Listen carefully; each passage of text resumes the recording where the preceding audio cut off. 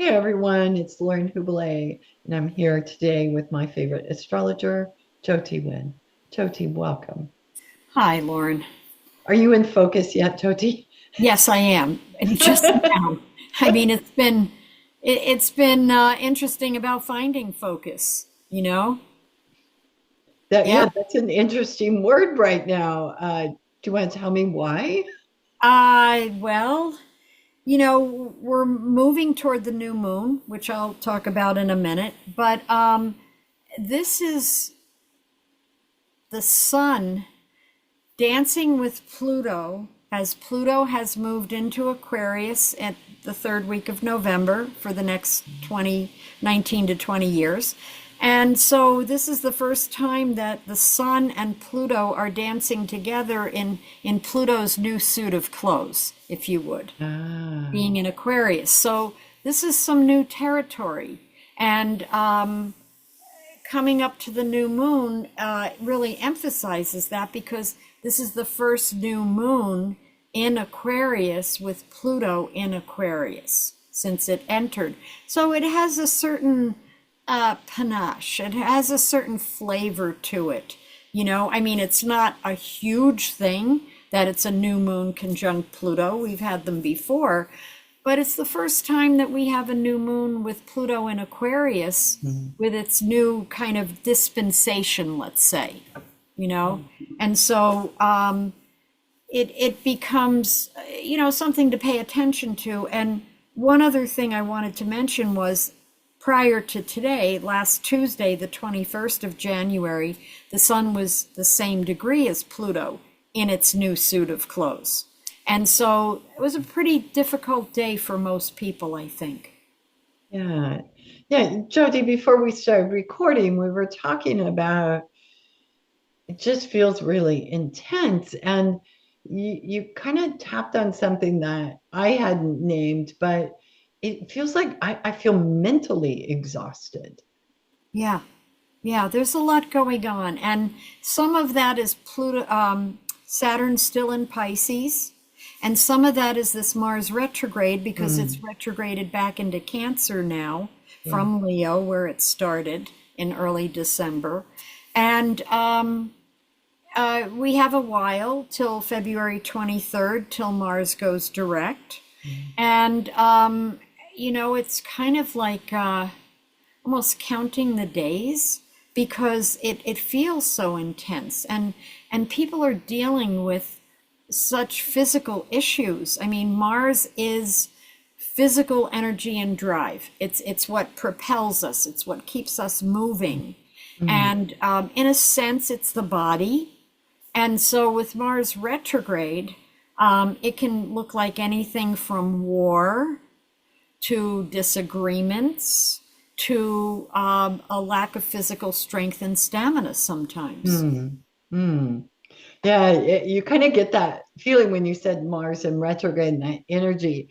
That kind of I can imagine my experience has been similar to others. It feels like things take more energy physically than they normally would. Yes, I would say that's true. Yeah. And with it back in Cancer, retrograded back in Cancer, it's really about family. It's like Mm, looking at family. It's like looking at how we eat, how we nurture ourselves, how we don't. It's also having us look at how we take care of ourselves, how we have or haven't, and what's up now. mm, So there's a bit of that too. yeah. Yeah. So tell me more about this new moon. Okay, so on uh, January 29th, so in several days, um, at 5:36 a.m. Mountain Time, we have a new moon with the sun and moon constituting a new moon conjuncting Mercury and Pluto. So this is the first new moon in Aquarius with Pluto in Aquarius as well, since Pluto entered. And so it's an intensity, it's a new cycle, beginnings, not endings, but beginnings, setting things in motion. And with Mercury there, it gives deep insight. It gives a new cycle of deeper insight into, what's going on around you or what's going on for you. Whether it's your blind side and shadow, and all of a sudden you're having dreams or you're having insights into things that you have had as a pattern, let's say, and no longer want in your life. It's like, I don't need to do that anymore. Like judgments or negative thinking or things that have struck you as, oh, that's offensive. And now it's like, why do I see it that way? It doesn't have to be offensive. That's just what happens. Or how some people behave, and let them have their feelings and their behavior, and you make choices about what you want to do. Yeah. Yeah. That reminds me of because I've heard this come up for folks. I think we've been in this time where we wanted to be with people like us and in situations that made us feel safe. And for different reasons that may no longer be available to us, or we may be forced into other situations. And what you said really makes it is stopping the judgments and not taking them on as your own, that we can be our own person even amidst that. Yes, and it's like, who are you really? This is Mercury Pluto. This is insight. This is cutting to the chase and getting to the bottom lines. And this period of time, whether you want to think of it as, some people have said, like we're in this this belt, and we're in this time frame, and we're going to come out of it at some point. And or however you want to see it. Some people see it as, this push for evolution because the outer planets are all leaving water and earth signs and moving into air and fire. Pluto moving into Aquarius. I mean, this is a time of change and a time of opening to new possibilities, maybe even possibilities that we've all dreamt could happen, but they hadn't shown up yet. We weren't ready. Maybe as a race of humanity, maybe we weren't ready. And maybe we're being prepared for this next big leap in consciousness that, is in front of us and beckoning, but we're just not there yet. But we're preparing. And so we're getting ready to let go of some old patterns. I don't want to do that anymore. I don't want to think like that. I don't need to have these belief systems. I don't need to have these judgments about something out in front of me. I can just let it be what it is, and I carry on. Yeah. Yeah. And that kind of mental, emotional field sorting can be exhausting on its own. It can be exhausting, but I really feel it's necessary right now. It is, take naps, eat better, go for walks, get exercise, breathe in the air, whatever you have to do to keep that part of you alive and well, and continuing to step forward and deal with whatever's coming up. Yeah. Yeah. Because there's a lot out there and in here that get in the way of who we really are, whether it's training or family systems or societal norms or whatever it happens to have been. We get to think again. We get to choose again. We get to decide at any given moment. I mean, we have free will, supposedly, so that's where free will comes in. Do I want to choose this same behavior I've been involved in most of my life, or do I want to try something else? Yeah. Yeah. And this new moon is perfect for that, because it is a new cycle, that new moon energy of sun and moon and Mercury and Pluto. And it's giving us opportunities to transform what has been to what we might want to choose. Beautiful. And it is the Lunar New Year of the snake. Oh. Chinese New Year of the snake. And the snake is about family. The snake is about refinement, intelligence, and just kind of refining your state of affairs, Hmm. among other things. There's probably, you know, Yeah. 20 more definitions to the year of the snake, and people can look it up online.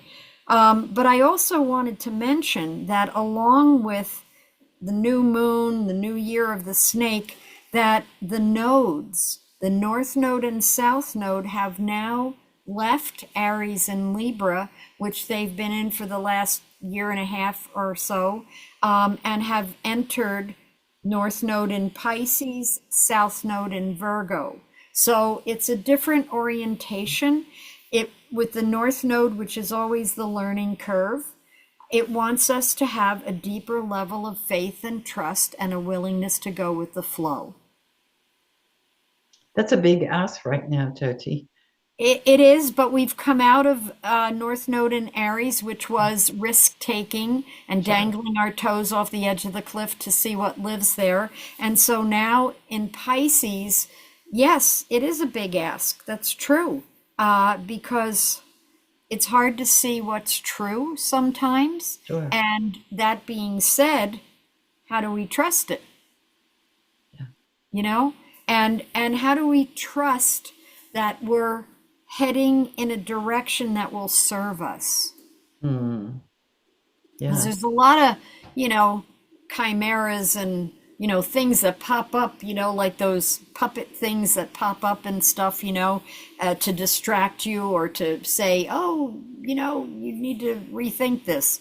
I think that it's staying true to yourself. That's Hmm. it.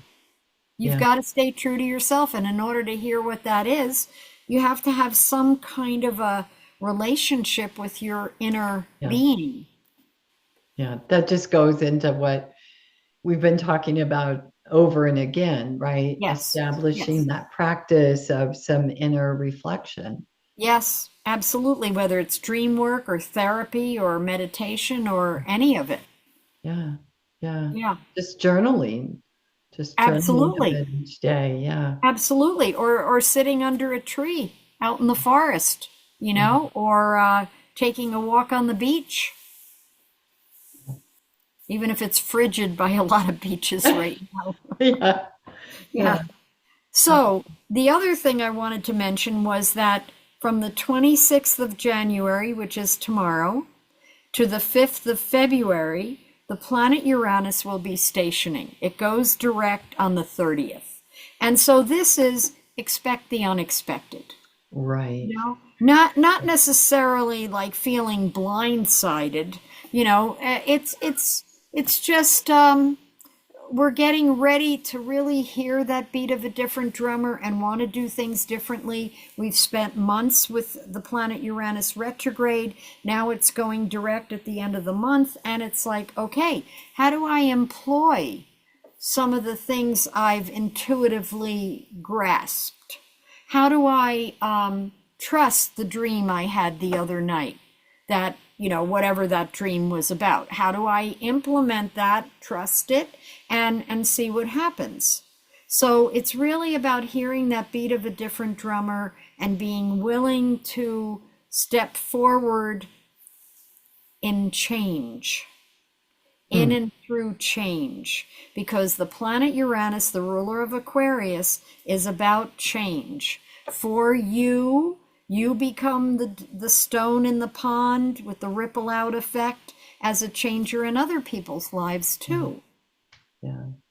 And it's the ruler of Aquarius, where the new moon is the day before, with the sun and moon and Mercury and Pluto all together. So we're in Aquarius now, and we will be utilizing a lot of this Aquarian energy this month into February, into the third week of February, till we move into Pisces.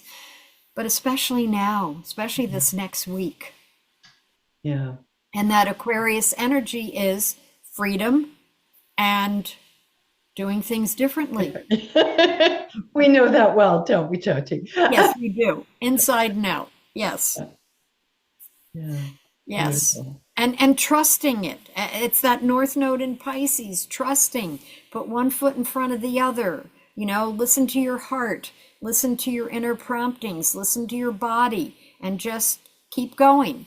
Yeah, yeah, Don't get stuck in fear and, paralyzed and frozen. Just keep doing what you need to do, what you know to do, and try to keep your heart open. I was just thinking about this. I've never considered it this way with this Uranus aspect of expecting the unexpected. I'm wondering about too, you utilizing that energy to put out there something that you might be fearful about, to get it caught up in that unexpected energy. Right. Or Does or that make something, sense? sure, or thinking about something that you want to do differently. Maybe there's a body of work you want to study, you want to jump into, but Yeah, it's always been kind of like, oh, I don't know if that's for me. And all of a sudden it's like, I'm just going to do this. What have I got to lose? And so it is about change. The whole idea is freedom and change. yeah. Okay, So okay. it'll be interesting to see what we change, what we feel drawn to do differently than we've done before. Mhm. And then I want to mention that on February 4th, Jupiter goes direct. It's been retrograde for several months. And we start looking at, Jupiter is always about the bigger picture, what's trying to happen in any Yeah, given situation, but it's also about religion. It's also about philosophy. It's also about higher mind studies. And so, what is that for us, and what's shifting and changing there, and what have we perhaps been working on, mulling over, and now all of a sudden it's time to manifest itself, February 4th and beyond. It's also the day that Venus enters its shadow. It is going to go retrograde after Mars goes direct, thank God. It's going to go retrograde on March 1st and will go direct in April, on April 12th, actually. And so Venus enters its shadow on February 4th, leading up to its retrograde on March 1st. So what does that look like? Venus entering its shadow, Venus is always about our values, our priorities, and our finances. And okay. so sometimes those things shift during a Venus retrograde. We get to rethink some things. We get to look at some things. And Venus, I think, will be by then, February 4th, I think it will be just having entered Pisces. I didn't look at this. I'm sorry, Aries. It will be entering Aries. As it enters its shadow, it will be in Aries, retrograding back into Pisces, and then coming forward into Aries. And so it's about, stepping out, taking risks, looking at where that might freak us out, taking risks, where we might look at the new and innovative and adventurousness, especially with Venus in Aries, and where we're up for an adventure, but then maybe we rethink it a little bit. Do I really want to step out that far? Do I really want to set those things in motion? And that will probably be the retrograde period from March 1st to April 12th. And what are our values? What are our priorities? Where do we make a stand for what we really believe to be true? And they can shift. They can shift. Those things can shift and change. And I mean, the bottom lines are usually the same. They remain, like if we have children, our children might be our bottom line priority. Or if we have beliefs about finances and lack of finances and what that could look like, we might deal with some of those beliefs and fears, or relationships, especially because Venus rules Libra, and is very much about relationship. And so we might be rethinking some relationships, maybe ones that are teetering on the edge. We might make a choice there. But in any event, we're coming to and through our belief systems and revamping them, rechoosing.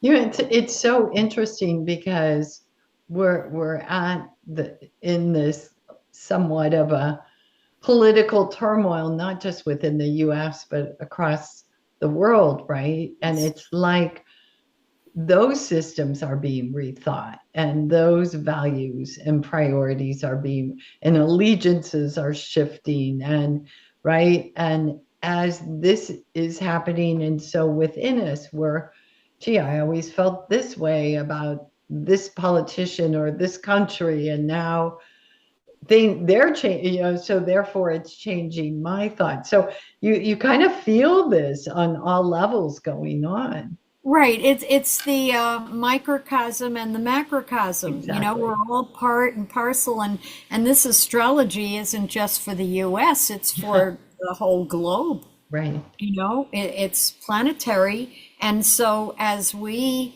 go through our own shifts, they're happening outside, and as they're happening outside, they're also not only mirroring but triggering those for us to look at those things within ourselves.